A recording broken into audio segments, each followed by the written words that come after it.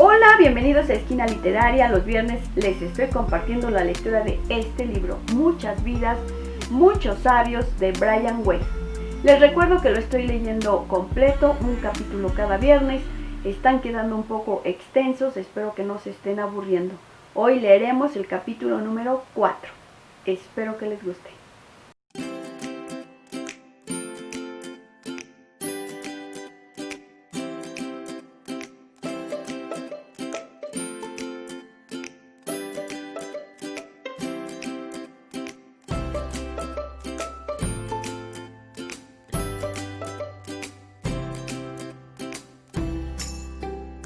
Veo una casa blanca cuadrada con un camino de tierra enfrente. Hay gente a caballo que va y viene. Catherine hablaba en su habitual susurro adormecido. Hay árboles, una plantación, una casa grande y un puñado de viviendas más pequeñas como para esclavos. Hace mucho calor. Es el sur. Virginia, según creía, la fecha era 1873. Ella era una niña. Hay caballos y muchos sembrados, maíz, tabaco. Ella y los otros sirvientes comían en una cocina de la casa grande. Era negra, se llamaba Abby, y tuvo un presentimiento y su cuerpo se puso tenso. La casa grande estaba en llamas, ardió ante sus ojos. La hice avanzar 15 años hasta 1888. Llevo un vestido viejo, estoy limpiando un espejo de la planta alta de una casa de ladrillo con ventanas, con muchos paneles. El espejo no es recto sino ondulado y tiene nudos en el extremo. El dueño de la casa se llama James Manson. Usa una chaqueta extraña con 3 botones y un gran cuello negro. Tiene barba. No lo reconozco como alguien presente en la vida actual de Catherine. Me trata bien. Yo vivo en una casa de la propiedad. Limpio los cuartos. En la propiedad hay una escuela, pero a mí no se me permite asistir. También hago mantequillas. Catherine susurraba lentamente, empleando vocablos muy sencillos y prestando mucha atención a los detalles. En los 5 minutos siguientes aprendí a hacer mantequilla. También para Catherine eran nuevos esos conocimientos de Abby, la hacían avanzar en el tiempo. Estoy con alguien, pero no creo que estemos casados. Dormimos juntos, pero no siempre vivimos juntos. Me siento bien con él, pero no hay nada especial. No veo hijos, hay manzanos y patos. Hay otra gente en la distancia. Estoy recolectando manzanas. Algo me hace arder los ojos. Catherine hizo una mueca con los ojos cerrados. Es el humo. El viento sopla hacia aquí. El humo de la leña encendida. Están quemando toneles de madera. Ahora tosía. Pasa con frecuencia. Hacen que los toneles se pongan negros por dentro. Brea para impermeabilizarlos. Por lo apasionante de la sesión anterior, yo estaba ansioso por llegar otra vez al estado intermedio.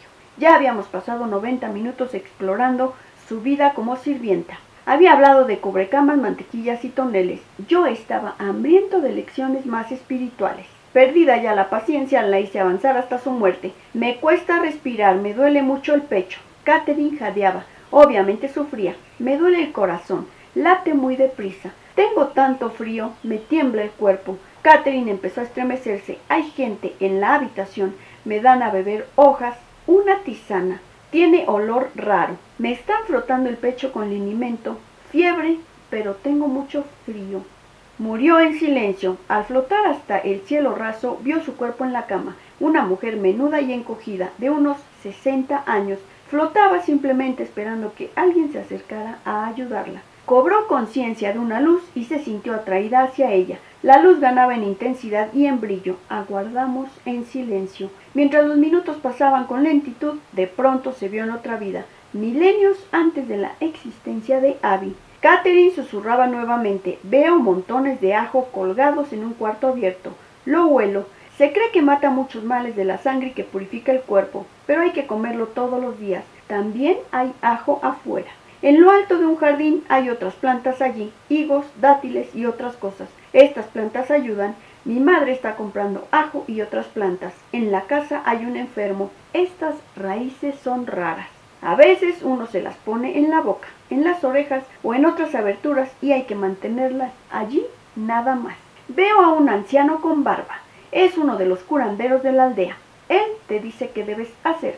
Es algún tipo de peste que está matando a la gente. Nos embalsaman porque tienen miedo a la enfermedad. A la gente la entierran, nada más, y todos están inquietos por esto. Piensan que de ese modo el alma no puede pasar al otro lado, contrariamente a lo establecido por los informes de Catherine después de la muerte.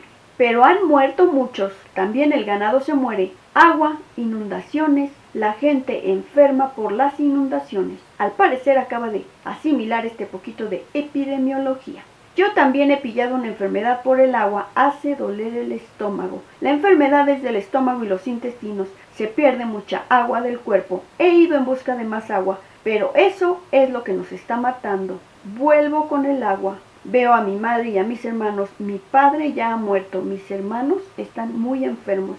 Hice una pausa antes de llevarla más adelante en el tiempo.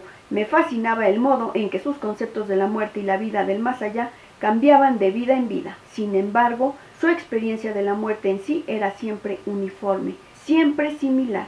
Una parte consciente de ella abandonaba el cuerpo alrededor del momento en que se producía el fallecimiento, flotaba por encima y luego se veía atraída hacia una luz maravillosa y energizante. Esperaba a que alguien acudiera en su ayuda. El alma pasaba automáticamente al más allá. El embalsamiento, los ritos fúnebres y cualquier otro procedimiento posterior a la muerte no tenían nada que ver con eso. Era automático, sin preparativos necesarios, como el cruzar una puerta que se abriera.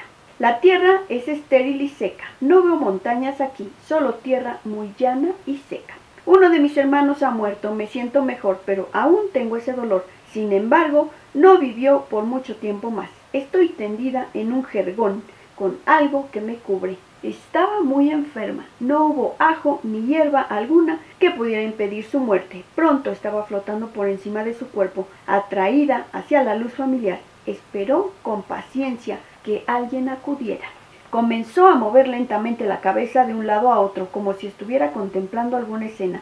Su voz había vuelto a ser grave y potente. Me dicen que había muchos dioses, pues Dios está en cada uno de nosotros. Reconocí la voz de los estados intermedios tanto por su tono grave como por la decidida espiritualidad del mensaje. Lo que dijo a continuación me dejó sin aliento, sin aire en los pulmones. Tu padre está aquí, y también tu hijo, que es muy pequeño. Dice tu padre que lo reconocerás porque se llama Abram, y has dado su nombre a tu hija. Además, su muerte se debió al corazón. El corazón de tu hijo también era importante, pues estaba hacia atrás, como el de un pollo. Hizo un gran sacrificio por ti, por amor. Su alma está muy avanzada. Su muerte satisfizo las deudas de sus padres. También quería demostrarte que la medicina solo podía llegar hasta cierto punto, que su alcance era muy limitado.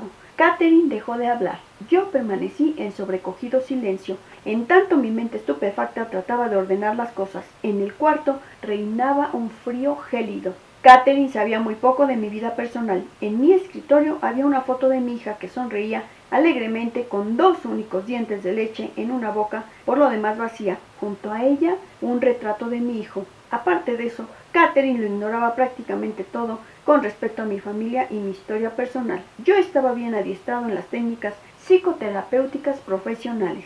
Se supone que el terapeuta debe ser una tabla rasa, en blanco, en la cual el paciente pueda proyectar sus propios sentimientos, sus ideas y sus actitudes. Entonces el terapeuta podrá analizar ese material, ampliando el campo mental del paciente. Yo había mantenido esa distancia terapéutica con Catherine. Ella solo me conocía en mi condición de psiquiatra, ignorante de mi pasado y de mi vida privada. Ni siquiera mis diplomas estaban colgados en el consultorio. La mayor tragedia de mi vida había sido la inesperada muerte de nuestro primogénito, Adam, que falleció a principios de 1971, a los 23 días de edad. Unos 10 días después de que lo trajéramos a casa desde el hospital, comenzó a presentar problemas respiratorios y vómitos de proyectil. El diagnóstico resultó sumamente difícil. Total anomalía del drenaje venoso pulmonar, con defecto del septum atrial.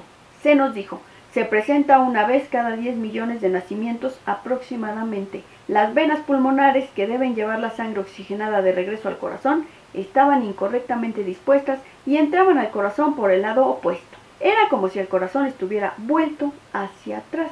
Algo muy, pero muy raro. Una desesperada intervención a corazón abierto no pudo salvar a Adam, quien murió varios días después. Lo lloramos por muchos meses. Nuestras esperanzas, nuestros sueños estaban destrozados. Un año después nació Jordan, nuestro hijo, agradecido bálsamo para nuestras heridas. Por la época del fallecimiento de Adam, Yo había estado vacilando con respecto a mi temprana elección de la carrera psiquiátrica. Disfrutaba de mi internado en medicina interna y se me había ofrecido un puesto como médico. Tras la muerte de Adam decidí con firmeza hacer de la psiquiatría mi profesión. Me irritaba que la medicina moderna, con todos sus avances y su tecnología, no hubiera podido salvar a mi hijo, ese simple y diminuto bebé. En cuanto a mi padre, había gozado de excelente salud hasta sufrir un fuerte ataque cardíaco en 1979 a la edad de 61 años. Sobrevivió el ataque inicial, pero la pared cardíaca quedó irreparablemente dañada. Falleció 3 días después. Eso ocurrió unos 9 meses antes de que Catherine se presentara a la primera sesión. Mi padre había sido un hombre religioso, más ritualista que espiritual. Abram, su nombre hebreo, le sentaba mejor que Alvin, el inglés. 4 meses después de su muerte nació Amy, nuestra hija, a la que dimos su nombre. Y ahora en 1982, en mi tranquilo y penumbroso consultorio, una ensordecedora cascada de verdades ocultas secretas caía en torrentes sobre mí. Nadaba en un mar espiritual y me encantaba esa agua.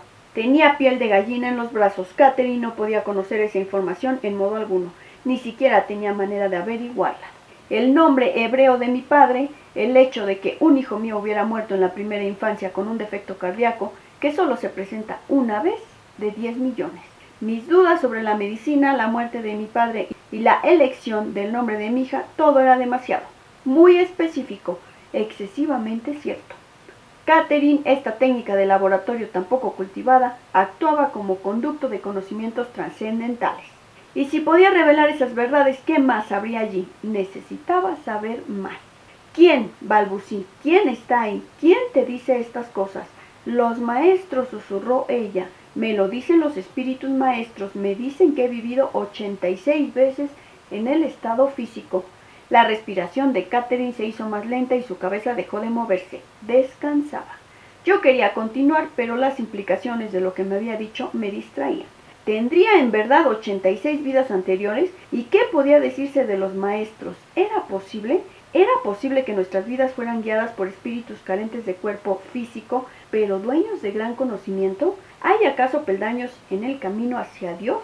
¿Era real todo eso? Me costaba dudar, considerando lo que Catherine acababa de revelarme, pero aún luchaba por creer. Estaba superando años enteros de programación diferente, pero en la mente, en el corazón, en las entrañas, sabía que ella estaba en lo cierto, estaba revelando verdades. Y lo de mi padre y mi hijo, en cierto sentido, aún estaban vivos, nunca habían muerto del todo. Años después de sepultados, me hablaban y lo demostraban así, proporcionando informaciones muy específicas y secretas. Y puesto que todo eso era cierto, ¿era mi hijo un espíritu tan avanzado como Catherine decía? ¿Había aceptado en verdad nacer para nosotros y morir 23 días después a fin de ayudarnos a saldar deudas kármicas y por añadidura darme lecciones de medicina y de humanidad empujándome de nuevo hacia la psiquiatría? Esos pensamientos me alentaron mucho. Por debajo del frío sentía una gran oleada de amor, una fuerte sensación de ser uno con los cielos y la tierra. Había echado de menos a mi padre y a mi hijo. Me hacía bien volver a tener noticias de ellos. Mi vida jamás volvería a ser la misma. Una mano se había extendido desde lo alto, alterando irreversiblemente el curso de mi vida. Todas mis lecturas hechas con examen cuidadoso y distanciamiento escéptico caían en su sitio. Los recuerdos y los mensajes de Catherine eran verdad. Mis intuiciones sobre lo cierto de sus experiencias habían sido correctas. Tenía los hechos, tenía la prueba. Sin embargo, aún en ese mismo instante de júbilo y comprensión, aún en ese momento de experiencia mística, la parte lógica y recelosa de mi mente vieja y familiar estableció una objeción. Tal vez se tratara solo de percepción extrasensorial de alguna capacidad psíquica. Era toda una capacidad sin duda, pero eso no demostraba que existieran las reencarnaciones ni los espíritus maestros. Sin embargo, en esa ocasión estaba bien informado. Los millares de casos registrados en la bibliografía científica, sobre todo los de los niños que hablaban idiomas extranjeros sin haberlos oído nunca, que tenían marcas de nacimiento allí donde habían recibido antes heridas mortales, esos mismos niños que sabían dónde había objetos preciosos ocultos o enterrados, a miles de kilómetros, décadas o siglos antes, todo era un eco del mensaje de Catherine. Yo conocía el carácter y la mente de la muchacha. sabía qué era y qué no. Y mi mente ya no podía engañarme. La prueba era demasiado fuerte, demasiado abrumadora. Eso era realidad. Ella lo verificaría más y más en el correr de nuestras sesiones. En las semanas siguientes a veces yo olvidaba la potencia, la fuerza directa de esa sesión. A veces caía de nuevo en la trillada senda cotidiana, preocupado por las cosas de siempre. Entonces las dudas resurgían. Era como si mi mente, al no concentrarse, tendiera a volver hacia los patrones y creencias de antes, hacia el escepticismo. Pero entonces me obligaba a recordar. Eso, en verdad, había ocurrido. Comprendía lo difícil que era creer esos conceptos sin haber pasado por una experiencia personal. La experiencia necesaria para añadir crédito emocional a la comprensión intelectual. Pero el impacto de la experiencia siempre se esfuma hasta cierto punto. En un principio no tuve conciencia del porqué de mis grandes cambios, me reconocía más sereno y paciente. Otros comentaban que se me veía muy en paz, más descansado y feliz. Yo sentía más esperanza y goce, encontraba en mi vida más sentido y satisfacción. Comprendí al fin que estaba perdiendo el miedo a la muerte. Ya no temía a mi propia muerte, ni a la no existencia. Me daba menos miedo la posibilidad de perder a otros, aun sabiendo que ciertamente los echaría en falta. ¡Qué poderoso es el miedo a la muerte! Llegamos a grandes extremos para evitarlo. Crisis de madurez, aventuras amorosas con personas más jóvenes, cirugías estéticas, obsesiones con la gimnasia, acumulación de bienes materiales, procreación de hijos que llevan nuestro nombre, esforzados intentos de ser cada vez más juveniles, etc. Nos preocupa horriblemente nuestra propia muerte, tanto que a veces olvidamos el verdadero propósito de la vida. Además estaba perdiendo mi obsesividad, no necesitaba dominarme sin cesar. Aunque trataba de mostrarme menos serio, esa transformación me resultaba difícil, aún tenía mucho que aprender. De hecho, ahora tenía la mente abierta a la posibilidad, aún a la probabilidad de que las manifestaciones de Catherine fueran reales. Esos datos increíbles sobre mi padre y mi hijo no se podían obtener por medio de los sentidos habituales. Sus conocimientos, sus habilidades demostraban sin lugar a dudas la existencia de una notable capacidad psíquica. Resultaba lógico creerla, pero yo me mantenía precavido y escéptico con respecto a lo que leía en la literatura popular. ¿Quiénes son estas personas que informan sobre fenómenos psíquicos, sobre la vida después de la muerte y otros asombrosos hechos paranormales? ¿Están adiestrados en el método científico de la observación y la comprobación? Pese a mi abrumadora y maravillosa experiencia con Catherine, sabía que mi mente, naturalmente crítica, continuaría analizando cada nuevo hecho, cada fragmento de información. Lo revisaría para ver si concordaba con el marco de trabajo que iba surgiendo de cada sesión. Lo examinaría desde todos los ángulos con el microscopio del científico. Sin embargo, ya no podía negar que el marco de trabajo estaba allí. Espero que les esté gustando la lectura de este libro, Muchas vidas, muchos sabios, de Brian Weiss. Leímos el capítulo 4. Si te gustó la lectura, dale like, compártela, déjame tus comentarios, suscríbete a mi canal. También te invito a que te suscribas al canal Esquina Literaria Podcast para que escuches todas las lecturas en audio. Muchas gracias por escucharme y nos vemos el próximo viernes con el capítulo número 5.